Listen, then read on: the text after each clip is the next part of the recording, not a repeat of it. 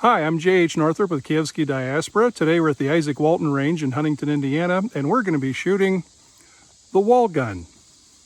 To give you an idea of scale, he's 6'5". This WallGun came from a rifle shop kit that was assembled by Adam Barnes with Militia House. The WallGun has a 1-inch bore. This is a flintlock, so with it being an oversized bore, it's also an oversized lock system. We made pre-rolled cartridges. Each of these starts out with 200 grains of 2F powder and a .90 ball.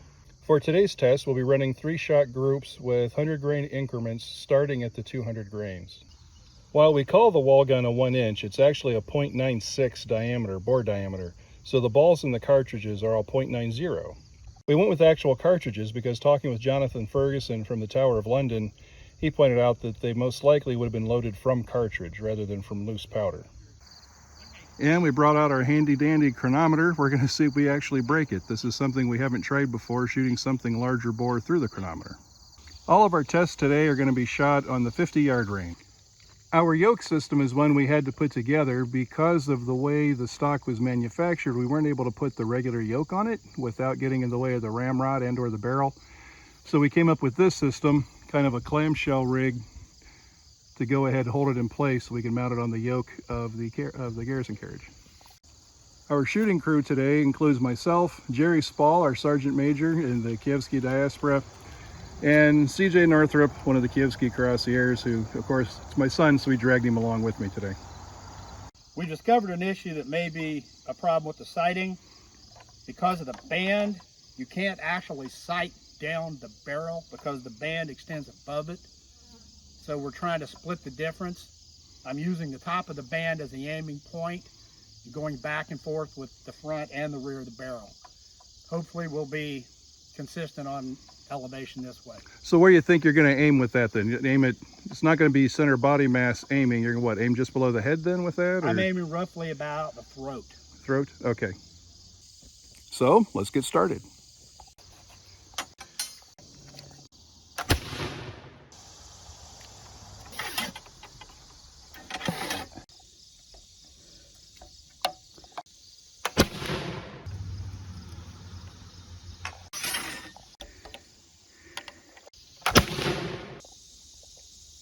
We've done the 200 grain string. This was the first shot. This was the second shot. And this is the third. So aiming at the neck, we have one that jumped, but the other two are pretty much on line, but to the right. Okay, CJ, first 3 shots at 200 grains. How'd we come out velocity-wise? Well, our velocities off the 200 grains are as follows. The first one was a bit of a fluke at 108 feet per second, which was then followed by 832 and 794 respectively. Okay, so it sounds like we probably had a chronograph problem with that first shot. Who knows, a piece of paper may have flown through it. We don't know, but a bit of a fluke.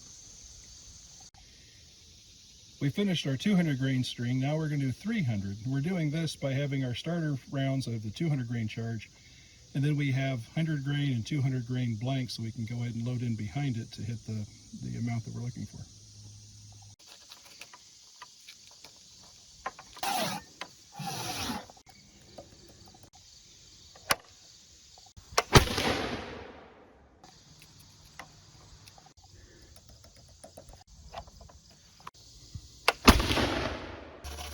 We're loading shot number 5 here, and the barrel's already gotten really too hot to touch. So having to go and hold it by the ramrod here as we're loading.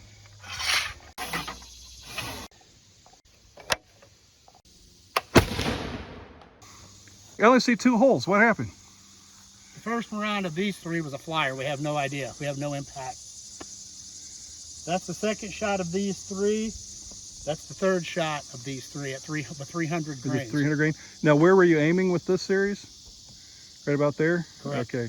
Okay, CJ, we've got 3 more shots off. What did the chronograph have to say about it? Well, now with the 300 grain, we bumped up a bit in the footage, so we're now standing at over 1,000 feet per second for all 3. The first one at 1093, the second one at 1181, and the third one at 1045. This time we're going 400 grains. So we've got the 3 rounds set out with the 200 grain base charge, and we got the 3 squibs with the extra 200 grains. Here we go.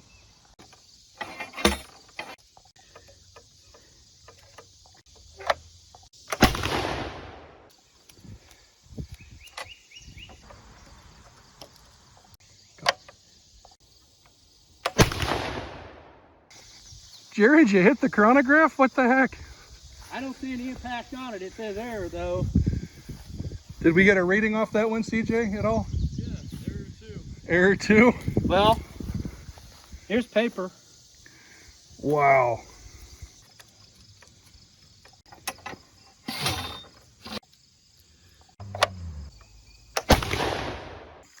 Okay, Jerry, so talk to me here about our shots. 6, as you were. No, 7. 7, 8, 9. And what was your point of aim? They're all approximately the same. Wow. Point of aim is approximately center mass. Okay, CJ, how's it look? So now that we're up to 400 grains, we're getting a bit higher readings. We guessed around 1,300, and we're kind of spot on with that. The first shot, we got 1,330. The second one was a bit more powerful, and it actually knocked the sunshades off the chronograph, not giving us a reading on that one.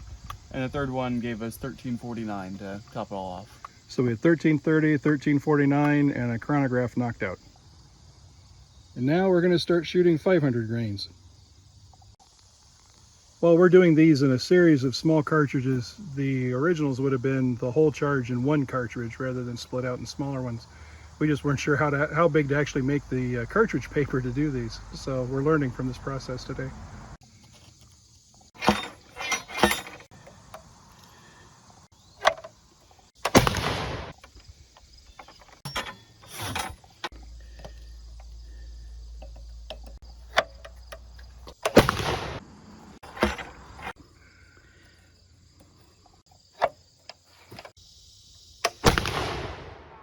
Okay, Jerry, we swapped out. That last one jumped and crushed my clavicle. Teach me not to keep a good seal. But you blew center mass out of him. Holy cow. So that's 500 grain by 3 shots. What were they in order? I believe it was 1, 2, and 3.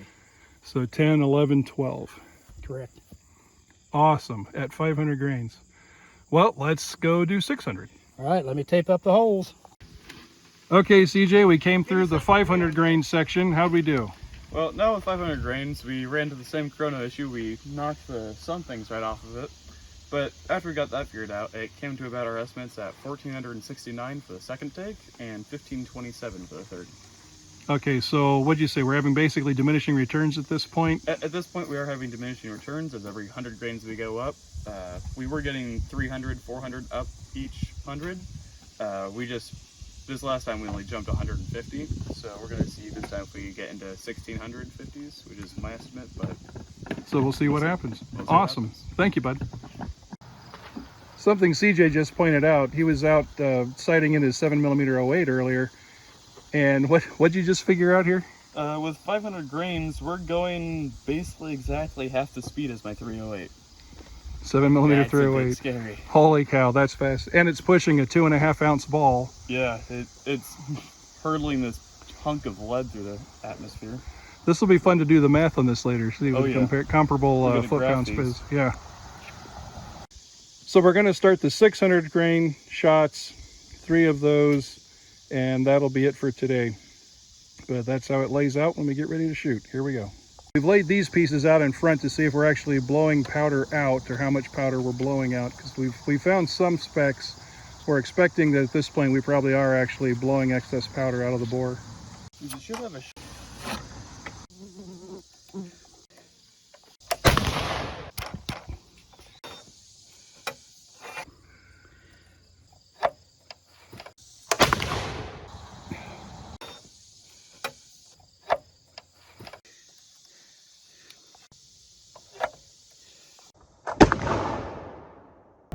Okay, Jerry, so after our adventures with 600 grains, what we got?